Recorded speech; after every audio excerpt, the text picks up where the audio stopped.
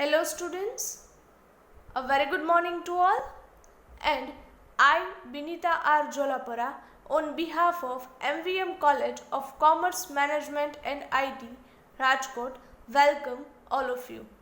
Now students, being an FY BCom students, આ તમારું first year છે, right? So in FY BCom, total 8 number of subjects that you will be going to study, right? Out of this 8 subject, the subject number 8, here you can see, અહીંયા તમે જોઈ શકો છો જે 8મો subject છે, which is known as elective or an optional subject, right? Our college offer 3 optional subjects. In that case, number 1 accounting, second one business management and third one computer science. આપણી college છે એ elective 3 subjects છે offer કરે છે, accounting, business management and computer science. Now students, today this session is conducted for the basic introduction of elective accounting subject. આજનો આપણો session છે એ આપણે elective અકાઉન્ટિંગના introduction માટે રાખેલ છે. સો before starting with that, A start કરતા પહેલાં કેટલાક ઇમ્પોર્ટન્ટ પોઈન્ટ્સ છે કે જે તમારે ઇલેક્ટિવ સબ્જેક્ટ સિલેક્ટ કરતા પહેલાં ધ્યાનમાં રાખવાના રહેશે. Number 1, a specialized subject known as elective subject. That means કે તમે જે ઇલેક્ટિવ સબ્જેક્ટ સિલેક્ટ કરવાના છો એ તમારા માટે એક સ્પેશિયલાઇઝેશન ધરાવતો સબ્જેક્ટ છે, right? Second, out of 3 elective subjects offered, તમને જે 3 ઇલેક્ટિવ સબ્જેક્ટ્સ ઓફર કરવામાં આવે છે, ક્યાં ક્યાં છે? Accounting, second business management and third computer science. Next point, the subject selected by you in BCom semester 1 out of above 3. એટલે કે આ ઉપરના ત્રણેય સબ્જેક્ટમાંથી કોઈ એક સબ્જેક્ટ કે જે તમે BCom semester 1 માંથી સિલેક્ટ કરશો will be carried forward to all remaining semesters of BCom. That means કે આ જ સબ્જેક્ટ છે એ પછી તમારે બાકીના બધા સેમેસ્ટરમાં છે એ કેરી ફોરવર્ડ થશે. દેટ મીન્સ કે અત્યારે તમારી પાસે ઓપ્શન છે સબ્જેક્ટ સિલેક્શનનો. એક વખત સિલેક્શન કર્યા પછી તમારે બીકોમના 3 વર્ષ એ જ સબ્જેક્ટ છે એક ઇલેક્ટિવ સબ્જેક્ટ તરીકે સ્ટડી કરવાનો રહેશે. Last point, so it is a subject specialization and can not be changed for all 3 years of BCom once it was selected. That means કે એક વખત તમે આ સબ્જેક્ટ સિલેક્ટ કર્યા પછી તમે આ સબ્જેક્ટમાં ફરીથી કોઈ ચેન્જ કરી શકશો નહીં. તમારે બીકોમના 3 વર્ષ આ જ સબ્જેક્ટ છે એ સ્ટડી કરવાનો રહેશે. સો સિલેક્ટ ઇટ પ્રોપરલી, રાઈટ? એક વખત વ્યવસ્થિત રીતે આ સબ્જેક્ટ તમારે સિલેક્ટ કરવાનો રહેશે. આઈ હોપ સ્ટુડન્ટ્સ અત્યાર સુધીના આ જે બેઝિક પોઈન્ટ છે એ તમને હવે ક્લિયર હશે, રાઈટ? નાઉ સ્ટુડન્ટ્સ, આજે જે આપણા સબ્જેક્ટનું ઇન્ટ્રોડક્શન જે આપણે લઈએ છીએ એ છે સબ્જેક્ટ ઇલેક્ટિવ અકાઉન્ટિંગ, રાઈટ? તમારો elective subject accounting, right? So introduction of accounting 1, તમારા સબ્જેક્ટનું નામ છે accounting 1, which is conducted by me, that means Binita Jolapura, right? Let us see what is the subject is about. Number 1, a calculative subject. તમને નામ પરથી જ ખ્યાલ આવે accounting છે એટલે આ કેલ્ક્યુલેટિવ સબ્જેક્ટ છે કે જેમાં તમારે પ્રેક્ટિકલ સમ્સ છે એ કેલ્ક્યુલેટ કરવાના થશે. Second one, covers various areas of accounting through different units like cost accounting, financial accounting, corporate accounting, etc.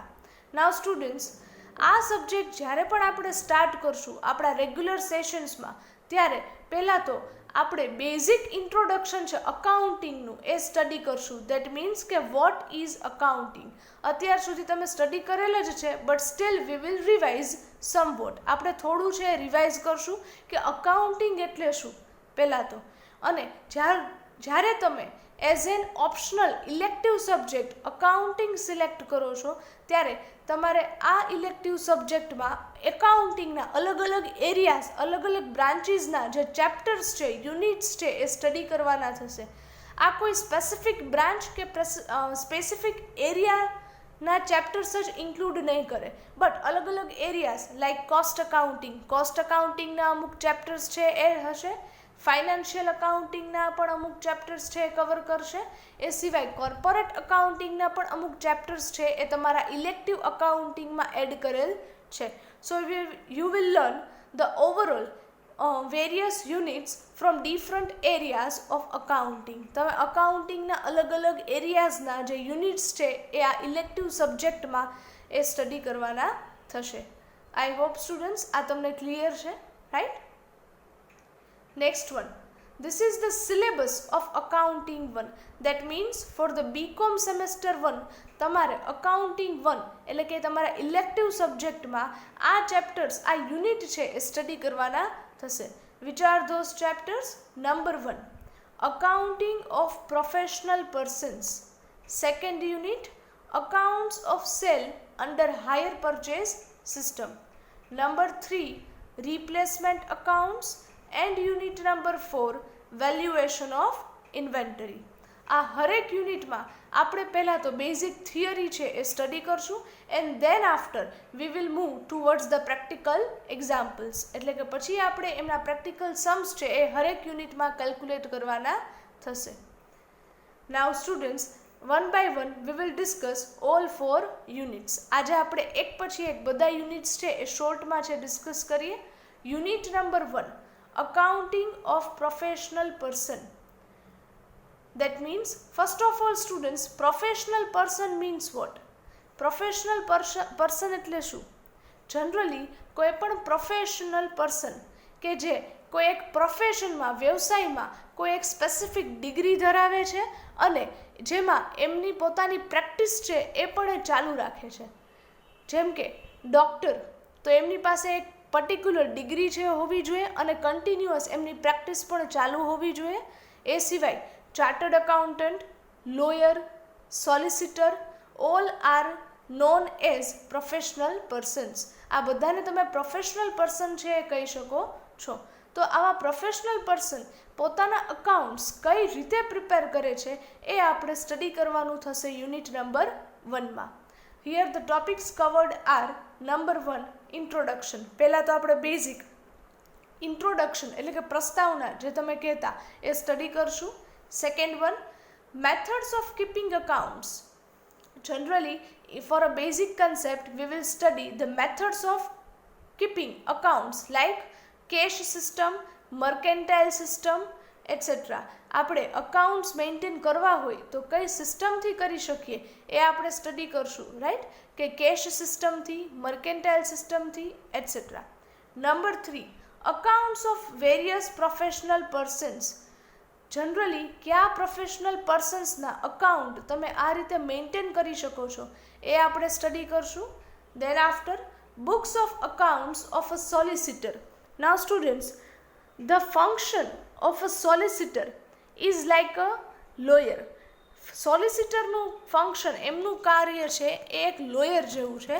તો સોલિસિટર છે એ પોતાના બુક્સ ઓફ અકાઉન્ટ કઈ રીતે પ્રિપેર કરે છે, એટલે કે પોતાના વ્યવહારો કઈ રીતે નોંધે છે અને પોતાના વાર્ષિક હિસાબો એટલે કે તમામ વ્યવહારો, પોતાની બુક્સ છે એ કઈ રીતે બનાવે છે એ તમારે અહીંયા છે સ્ટડી કરવાનું થશે, રાઈટ?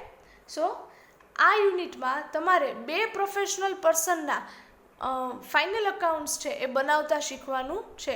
એક તો છે સોલિસિટર અને સેકન્ડ છે ડૉક્ટર. આ 2 પ્રોફેશનલ પર્સન પોતાના ફાઇનલ અકાઉન્ટ્સ એટલે કે વાર્ષિક હિસાબો કઈ રીતે બનાવે છે, કઈ રીતે પ્રિપેર કરે છે એ તમારે અહીંયા સ્ટડી કરવાનું છે. Next point, practical examples of professional persons account.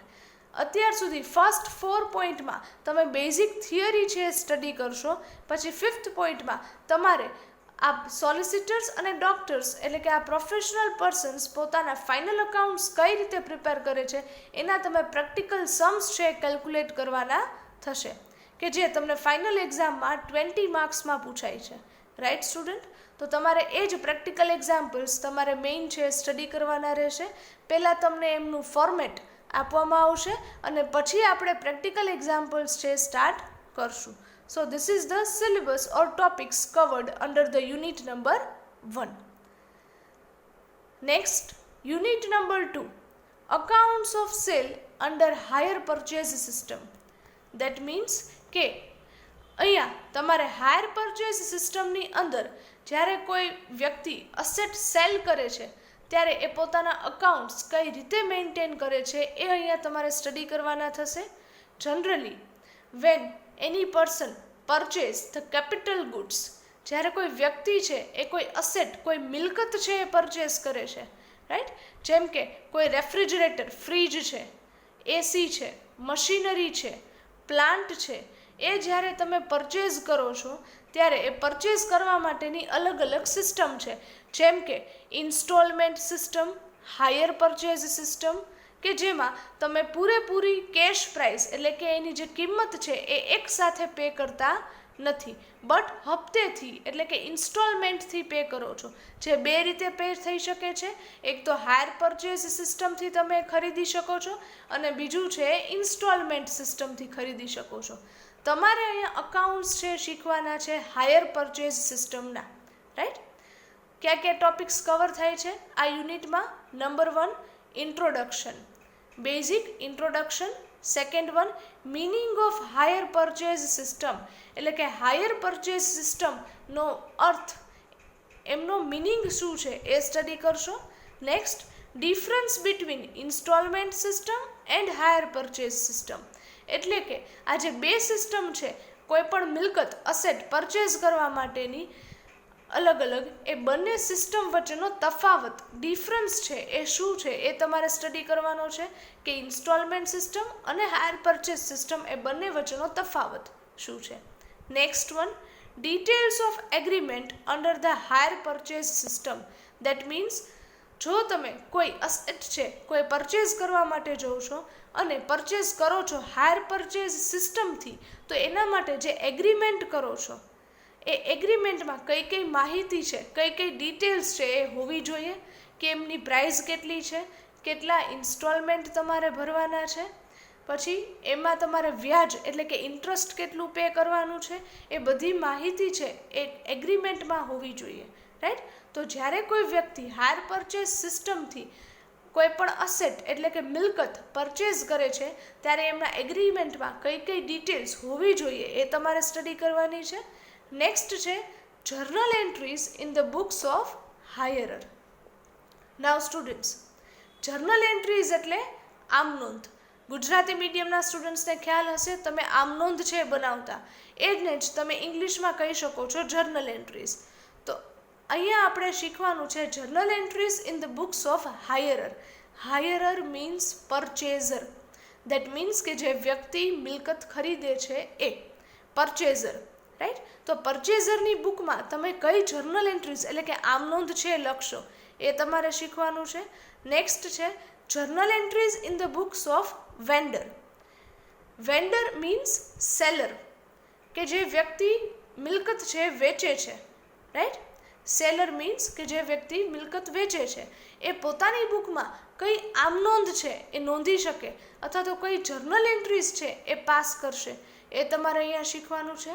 એટલે આપણે બંનેની બુકમાં, પરચેઝર અને સેલર બંનેની બુકમાં જર્નલ એન્ટ્રીઝ આમ નોંધો કેવી રીતે લખવી એ શીખવાનું છે. નેક્સ્ટ છે practical examples of higher purchase system. Next finally કે જે તમને એક્ઝામમાં પૂછાય છે કે તમારે હાયર પરચેઝ સિસ્ટમના પ્રેક્ટિકલ सम्स છે એ કઈ રીતે આવે છે એ તમારે કેલ્ક્યુલેટ કરવાના રહેશે. જનરલી આ પ્રેક્ટિકલ એક્ઝામ્પલ્સમાં તમારે બેઝિક ઇન્ટરેસ્ટની ને એ બધી કેલ્ક્યુલેશન છે એ કરવાની રહેશે, એટલે કે વ્યાજની ગણતરી કરવાની રહેશે.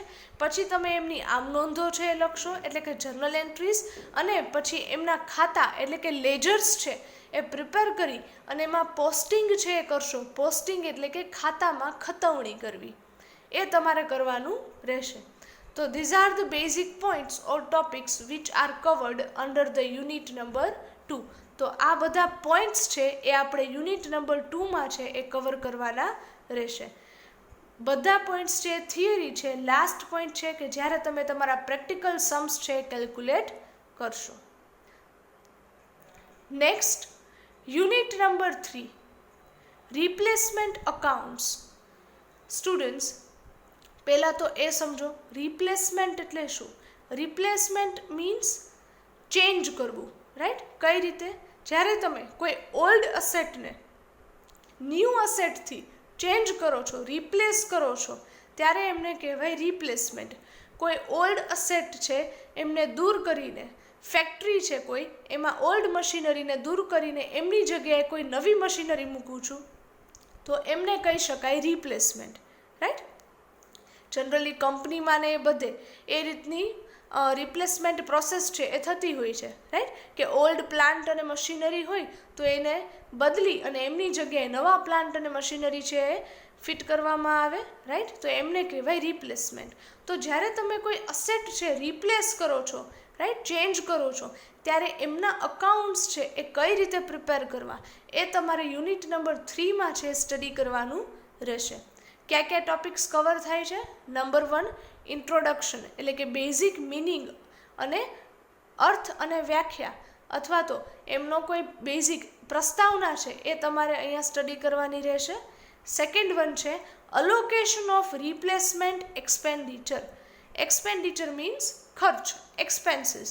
કે જ્યારે તમે કોઈ એવો રિપ્લેસમેન્ટનો ખર્ચ કરો છો ત્યારે એમનું અલોકેશન એટલે કે ડિસ્ટ્રીબ્યુશન, એમની વહેંચણી છે એ તમે કઈ રીતે કરો છો એ તમારે સમજવાનું રહેશે.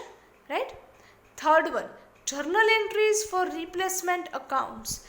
એટલે જ્યારે તમે રિપ્લેસમેન્ટનો કોઈ એક્સપેન્સ કરો છો ત્યારે એ વ્યવહારને તમારે ચોપડે તમે કઈ રીતે નોંધો છો.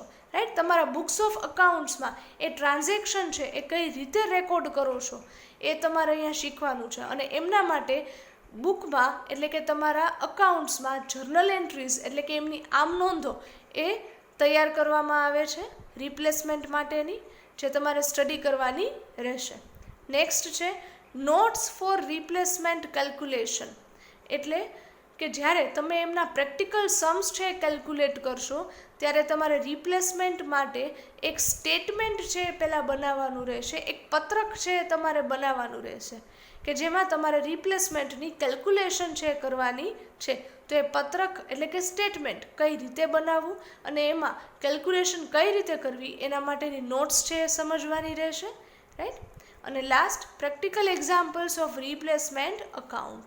અને ફાઇનલી ઉપરના થિયરી ટોપિક્સ છે એ સમજ્યા પછી તમારે નેક્સ્ટ છે લાસ્ટમાં એમના પ્રેક્ટિકલ સમ્સ છે એ કેલ્ક્યુલેટ કરવાના રહેશે કે જેમાં તમે પહેલાં એક સ્ટેટમેન્ટ એટલે કે પત્રક બનાવશો, પછી એમના પરથી કોઈ કેલ્ક્યુલેશન્સ છે એ કરશો, એમના પરથી તમે એમની આમ નોંધો એટલે કે જર્નલ એન્ટ્રીઝ છે એ બનાવો છો, અને જો રિપ્લેસમેન્ટ અકાઉન્ટ તમને કહે છે બનાવવાનું તો એ પણ તમે પ્રિપેર કરો છો. So these are the topics which are covered under the unit number 3 replacement accounts. Last unit, that is unit number 4, which is valuation of inventory. હવે સ્ટુડન્ટ્સ પહેલાં તો ઇન્વેન્ટરી એટલે શું? Inventory means stock. અત્યાર સુધી તમે સ્ટોક વર્ડ યુઝ કરો છો, ઓપનિંગ સ્ટોક, ક્લોઝિંગ સ્ટોક હોય, બરાબર. પછી જેમણે તમને ગુજરાતીમાં કહેતા શરૂઆતનો સ્ટોક, આખરનો સ્ટોક. રાઈટ. તો ઇન્વેન્ટરી એટલે સ્ટોક, અને આ સ્ટોકનું વેલ્યુએશન એટલે કે મૂલ્યાંકન કઈ રીતે કરવું એ તમારે અહીંયા શીખવાનું છે. કે જ્યારે તમે કોઈ મટીરિયલ છે, કોઈ સ્ટોક છે એ કંપનીમાં મંગાવો છો મેન્યુફેક્ચરિંગ કરવા માટે એટલે કે ઉત્પાદન કરવા માટે, ત્યારે એ સ્ટોક છે એટલે કે જે મટીરિયલ છે એ મટીરિયલનું મૂલ્યાંકન એટલે કે વેલ્યુએશન તમે કઈ રીતે કરશો એ તમારે અહીંયા સમજવાનું છે. રાઈટ. ક્યાં ક્યાં ટોપિક્સ કવર થાય છે? નંબર 1 ઇન્ટ્રોડક્શન એટલે કે બેઝિક જે ઇન્ટ્રોડક્શન કે જેમાં તમે એમનો ઇન્વેન્ટરી એટલે શું એ તમે સ્ટડી કરશો. સેકન્ડ છે meaning of inventory and inventory valuation એટલે કે મટીરિયલ અથવા તો સ્ટોકનો મિનિંગ એટલે કે એમનો અર્થ છે એ શું છે અને સ્ટોકનું મૂલ્યાંકન એટલે શું એ તમે સ્ટડી કરશો. Next methods of inventory valuation means કે મટીરિયલ અથવા તો સ્ટોકનું વેલ્યુએશન કરવા માટે અકાઉન્ટિંગમાં અલગ અલગ મેથડ્સ છે એ તમારે સ્ટડી કરવાની રહેશે. ઘણી બધી મેથડ્સ છે, 8 થી 9 મેથડ્સ છે કે જેમાં LIFO method, FIFO method, HIFO method, weighted average method, standard average method એ અલગ અલગ મેથડ્સ છે એ તમારે 1 બાય 1 બધી થિયરીમાં સ્ટડી કરવાની રહેશે. અને last, practical examples of inventory valuation under different methods.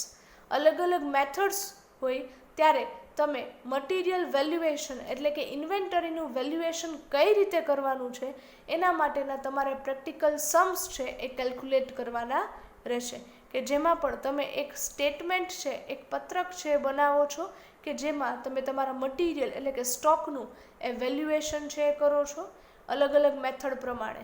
Right, તમે એક જ સમ અલગ અલગ મેથડથી કઈ રીતે કેલ્ક્યુલેટ કરી શકો છો એ તમારે અહીંયા સ્ટડી કરવાનું રહેશે. So these are the topics which are covered under the unit number 4. આ ચારેય યુનિટ્સ છે એ તમારે કમ્પલસરી સ્ટડી કરવાના રહેશે. વાય? બિકોઝ એક પણ યુનિટ તમે ઓપ્શનમાં નહીં કાઢી શકો, બધામાંથી તમને કમ્પલસરી સમ્સ છે એ પૂછાય છે. Right, so these are the syllabus of elective accounting for the BCom semester 1. So students, આ સબ્જેક્ટ એવા સ્ટુડન્ટ્સ તમે સિલેક્ટ કરી શકો છો કે જેમને અકાઉન્ટિંગમાં ગ્રીપ સારી છે, કેલ્ક્યુલેશન અથવા તો કેલ્ક્યુલેટિવ સબ્જેક્ટમાં વધુ ઇન્ટરેસ્ટ છે. રાઈટ, અને જેમને કેલ્ક્યુલેશન્સના સબ્જેક્ટ છે વધુ ગમે છે, અકાઉન્ટિંગમાં કેલ્ક્યુલેશનની ગ્રીપ ખૂબ સારી છે, એવા સ્ટુડન્ટ્સ આ અકાઉન્ટિંગ છે એ સિલેક્ટ કરી શકો છો. કારણ કે પછી એમને 6 સેમેસ્ટર આ જ accounting as a elective optional subject છે એ સ્ટડી કરવાનું રહેશે. તમે પછી એ ચેન્જ કરી શકશો નહીં. સો સ્ટુડન્ટ્સ, તમે જે પણ સબ્જેક્ટ સિલેક્ટ કરો છો ઇલેક્ટિવમાંથી, પછી અકાઉન્ટિંગ હોય, બિઝનેસ મેનેજમેન્ટ હોય કે પછી કમ્પ્યુટર સાયન્સ હોય, એ પ્રોપર સમજી વિચારી અને સિલેક્ટ કરવાનો રહેશે. સો આજનો આપણો સેશન છે એ તમને ઇલેક્ટિવ અકાઉન્ટિંગ ચૂઝ કરો છો તો એમાં તમારે કઈ રીતે સિલેબસ ડિઝાઇન કરેલ છે અને શું સ્ટડી કરવાનું રહેશે એમના માટેનો હતો. I hope students it will be easier for you to select the elective subject on the basis of today's session of elective accounting. So students, આજનો આપણો સેશન ઇન્ટ્રોડક્શનનો આજે આપણે કમ્પ્લીટ કરીએ છીએ. Thank you very much and have a nice day.